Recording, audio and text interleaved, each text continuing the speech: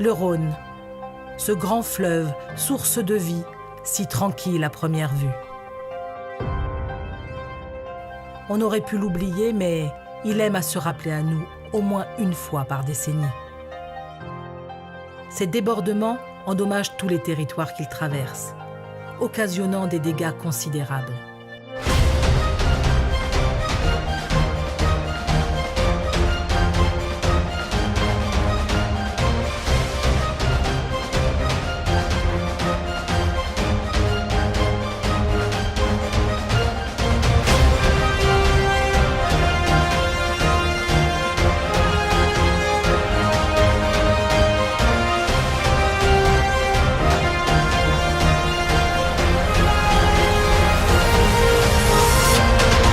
Alors que faire? Abandonner les terres fertiles? Laisser les gens cultiver ailleurs? Le bureau de la Chambre d'agriculture du Gard a voulu relever le défi, contrer les risques et pérenniser un maximum d'exploitation sur ce secteur.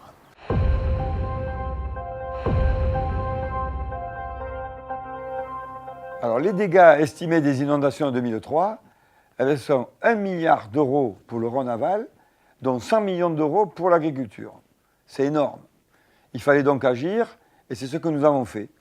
D'abord, refuser que des terres à fort potentiel agronomique soient perdues pour nos productions, ça c'était évident, et puis éviter ainsi l'uniformisation du paysage qu'aurait représenté leur mise en prairie systématique. D'abord, une agriculture de qualité a toute sa place en zone inondable, ça on le prouve, et quel que soit le type de production, à partir du moment où l'agriculteur adapte son exploitation au risque d'inondation. L'agriculture a un poids humain et économique essentiel. Elle joue un rôle environnemental majeur par l'entretien du paysage et surtout par sa contribution à sa biodiversité. Il fallait donc, avec nos partenaires, mettre en place un dispositif qui assure sa pérennité. Ce dispositif, c'est le plan Rhône. S'adapter aux risques pour continuer à exploiter des territoires naturellement fertiles. C'est donc dans cette logique qu'est né le plan Rhône Inondation, à la suite des crues de 2002 et de 2003. Mais comment sécuriser durablement les exploitations agricoles du Gard? Alors prendre quelles mesures? Comment les appliquer? Avec quels moyens? C'est à ce triple défi qu'ont répondu les chambres d'agriculture des 5 départements et 3 régions concernées.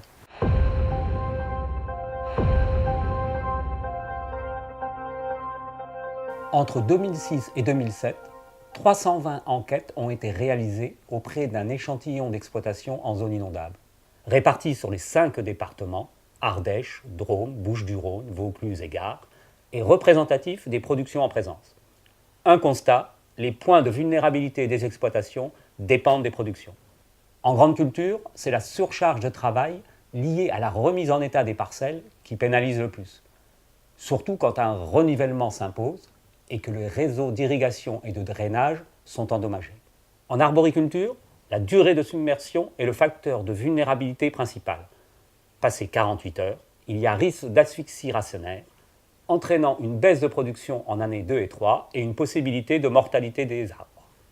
En viticulture, la hauteur d'eau est le facteur principal, surtout en période de vendange. Si elle atteint le niveau des grappes, la récolte est limonée et ne peut être vendangée avec des pertes de récolte conséquentes. En maraîchage et culture légumière de plein champ, dès le premier centimètre, la culture est souillée et perdue car impropre à la consommation. Les dommages matériels sont là aussi très importants en cas de présence de serre-tunnel ou de serre-verre, les structures en elles-mêmes, mais aussi les équipements, chauffage, irrigation. En élevage, la hauteur d'eau est le facteur principal. Elle impacte la possibilité d'évacuation et la mise en sécurité du cheptel. Les points cruciaux à traiter sont donc la problématique de l'existence des sites de repli et l'alimentation en fourrage. On a identifié enfin 2 facteurs aggravants communs à plusieurs productions. La durée de submersion, elle peut avoir des conséquences désastreuses en cas d'impossibilité de réaliser les traitements, ce qui peut compromettre tout ou partie de la récolte.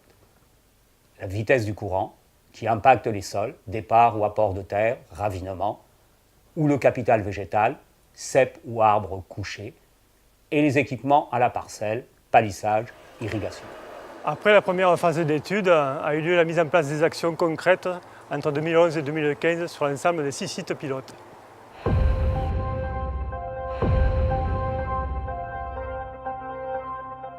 On simule une inondation sur l'exploitation, pas celle que l'exploitant a connue, mais celle qui est modélisée par les services de l'État. Puis on évalue les conséquences de l'aléa sur 6 thèmes. Le dommage aux parcelles, le dommage aux bâtiments et ce qu'ils renferment, matériel, produits phyto et stock de produits finis. On étudie l'incidence sur la situation financière de l'exploitation, le réaménagement des parcelles, la remise en état et l'évaluation des pertes indirectes le cas échéant. Les indicateurs relevés dans le diagnostic nous permettent de définir les mesures à mettre en place sur l'exploitation. Enfin, 3 critères garantissent la réussite de ces projets. Un taux d'aide incitatif à 80%, l'accompagnement de la Chambre d'agriculture et l'intervention de l'ASA sur le plan administratif. Ce plan d'aide est piloté par la DREAL Rhône-Alpes avec la participation de la DDTM du Gard. 1,8 million de travaux avec une enveloppe financière d'1,6 million d'euros de subventions que l'on doit aux partenaires financiers du plan Rhône. L'Europe, via le FEDER, l'État, l'Agence de l'eau Rhône-Méditerranée-Corse, la région Languedoc-Roussillon et le département du Gard. En tout, de 2011 à 2015, 18 exploitants du Gard ont déjà bénéficié de ce dispositif. Qu'en pense-t-il aujourd'hui? C'est ce que vous allez savoir maintenant à travers 6 témoignages. Territoire Camargue gardoise, Ramin et fils. Cette exploitation familiale de vin des sables en agriculture biologique, avec 1 tiers en coopérative et 2 tiers en cave particulière, a vraiment souffert lors des inondations de 2003. Donc en 2003, on a eu des inondations, on a eu de l'eau, 50 cm d'eau par ici, et les palettes de bouteilles, donc on a eu une grosse perte. Et grâce au plan Rhône et aux investisseurs, on a pu investir dans des racks, ainsi que dans un gerbeur, afin de pouvoir les monter donc sur les racks. Territoire Ségono, le Mas du Soleil. David et Sylvie Sève, exploitation fruitière. Suite aux inondations de 2002, j'ai réaménagé mon hangar. J'ai tout mis en hauteur sur des racks. J'ai aussi changé les portails qui étaient en bois en mettant que des portails en ferraille. J'ai rehaussé tout ce qui était électricité. J'ai rehaussé aussi la cuve à gasoil qu'on verra sur le côté. Et j'ai rehaussé tout ce qui était froid, frigo, etc. Donc en 2002, on a eu une hauteur d'eau jusque-là. Et en 2003, on le voit bien, jusque-là. Plus de 2 mètres d'eau en 2003. Donc on avait pensé au départ étendre les bâtiments sur l'île, donc en les rehaussant de façon très importante. Mais bon, on reste quand même en zone très dangereuse. Donc du coup, on est carrément sorti de l'île, sorti même de la plaine de Beaucaire qui elle-même est en zone inondable, pour se mettre dans une zone qui n'est pas inondable, qui est la zone industrielle de Beaucaire, où l'aide qui nous a été attribuée, et avec le concours de l'ASA, nous a permis de nous délocaliser et de repartir sur une activité sécurisée. Comme on peut le voir maintenant, on est quand même nettement mieux, puisqu'on a tout réaménagé. Là, de ce côté, on mettra l'emballage. De l'autre côté, on mettra les machines. Ensuite, il y a la partie frigo. C'est vrai que bon, pour nous, c'est quand même vraiment mieux pour travailler. Puis surtout, on n'a plus le problème des inondations. Territoire d'Onzère-Mondragon, le Grand Pré. Jacques Perraudin, cultivateur grande culture céréales. Ici, sur le domaine Saint-Georges, on avait toutes des pompes qu'on appelle des pompes de surface. Ça veut dire que si l'eau vient, on noie le moteur électrique de la pompe et la pompe est fichue. Donc, grâce au plan Rhône, on a pu installer des pompes immergées. La pompe est dans cette buse et la buse fait 12 mètres de profond. Même qu'elle est immergée, elle risque absolument rien. Territoire d'Onzère-Mondragon, Paillon et fils. Exploitation viticole, fruitière et plantes médicinales. En 2003, 2 bâtiments sont inondés. Le siège de l'exploitation et l'atelier viticole en cave particulière. Voilà, regardez, ça c'est en décembre 2003, le 3 décembre ou le 4 décembre, je ne me rappelle plus. Tout ce qui a enlevé, tout le travail immense qu'il y a à faire pour mettre en état les bâtiments ou les parcelles. Vous voyez, ça c'est une parcelle qui se retrouvait submergée de plastique, qui sont arrivés par la crue, quoi. Tous les dégâts qui restent à enlever, les détritus, tout ce qu'il y a à refaire. Voilà, donc suite aux différentes inondations de 2002, 2003 et même antérieures, les exploitations se sont trouvées fragilisées. Donc l'État et l'Europe ont décidé de mettre des fonds disponibles pour aider les exploitations à réduire la vulnérabilité aux inondations qu'elles avaient, pour pouvoir continuer à survivre dans la durabilité, d'être moins impactées par tous ces événements. Donc en 2003 notamment, on a eu 1,20 m d'eau dans la cave. Donc on a fait un projet de surélever la cave, mais ce n'était pas possible. Donc on s'est déplacé un tout petit peu à côté et on a été aidé pour surélever la cave au-dessus du niveau des eaux de la plus haute crue qui est de 1856. Donc on a fait un bâtiment neuf et on a tout déménagé. On est à l'abri de tous ces aléas climatiques pour le moment. Voilà. Et en plus, ça nous a permis d'avoir un hangar à matériel pour protéger le matériel de la pluie et des inondations. Territoire d'Onzère-Mondragon, les Clapilles. Philippe Julien, kiwiculteur. Bon, ben ici, on n'avait jamais eu le Rhône. C'est que depuis 2003 qu'on s'est aperçu qu'on pouvait avoir des inondations si graves, quoi. Le jour de la vague, j'étais ici et là, une vague est arrivée. Et donc voilà le niveau. Aussitôt c'est arrivé là, on a tout abandonné, on a laissé se perdre les récoltes. Ah, c'est bon, voilà, on peut plus rien faire ici. Donc on nous a refusé les projets parce que c'est devenu inondable. C'est une mare à canard. L'entrée du Rhône, qui n'était jamais rentrée, est rentrée par cet endroit-là. Là on surplombe le verger, que maintenant on ne peut plus cultiver de verger, c'est une mare à canard encore, comme on a dit.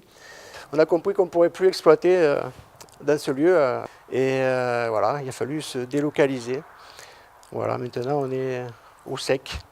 Bon, ben voilà, on a le sourire maintenant, on travaille avec un autre confort, le matériel au sec, les récoltes au sec, dans les nouvelles chambres froides, la mûrisserie, tout ce qu'il faut, le stockage. On a pu investir aussi donc, dans la caliboise. Voilà, mais disons qu'on est bien content. Et on remercie la Chambre d'agriculture quand même. Territoire Boulbon-Valabrègue, le mas de Donat, Thibault, André et Martine Marin. Exploitation fruitière et auberge de campagne. Donc là, en fait, sur l'hangar, on a deux parties, une partie chambre froide, une partie conditionnement. Donc à la dernière inondation, on le voit encore, il y a une marque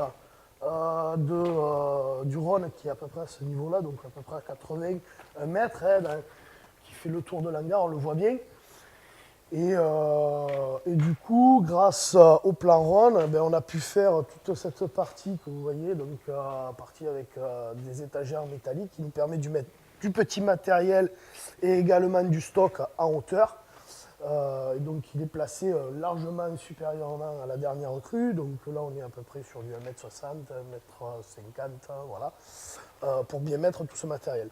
Et puis en plus de ça, pour tout ce qui est gros matériel qui risque au niveau des inondations, donc tout ce qui est entraîné par des cardans qui risquent d'être abîmés par l'eau. Exactement le même principe qu'à l'intérieur, donc là on est sur des racks également métalliques qui nous permettent de mettre du matériel à l'abri. Alors un petit peu de matériel de pulvérisation pour désherber. Bon, moi j'en ai pas trop parce que on fait beaucoup on travaille beaucoup le sol chez nous, c'est un peu une typicité, on travaille à l'ancienne. La hauteur, on est un peu plus haut, on est un peu plus haut qu'à l'intérieur puisque ça descend un petit peu par rapport à l'hangar. Mais on reste voilà, largement au-dessus, là on doit être plutôt sur 1,60 m, 70 pratiquement. Dans le même principe de se libérer de l'espace et de se protéger au niveau des hauteurs d'eau. Donc là également on a eu au niveau du plan Rhône, donc la possibilité de se faire financer des bâtards d'eau pour le bureau et également les chambres d'hôtes qui sont une activité agricole annexe. Et donc du coup on a pu prendre d'autres propositions que nous avions dans le plan Rhône. Comme vous l'avez constaté, les solutions préconisées par la Chambre d'agriculture relèvent du bon sens, avec des investissements appropriés qui réduisent vraiment la vulnérabilité des exploitations face au risque d'inondation. Respectueuse des réglementations, financièrement accessible grâce au taux d'aide incitatif et respectueuse des finances publiques compte tenu des dommages évités. Ces solutions ont déjà prouvé leur efficacité sur le terrain, dans le Vaucluse, lors des événements de novembre 2014. Donc aujourd'hui, on vient de vous prouver toute l'utilité du plan Rhône tel qu'il a été appliqué dans le secteur agricole du département.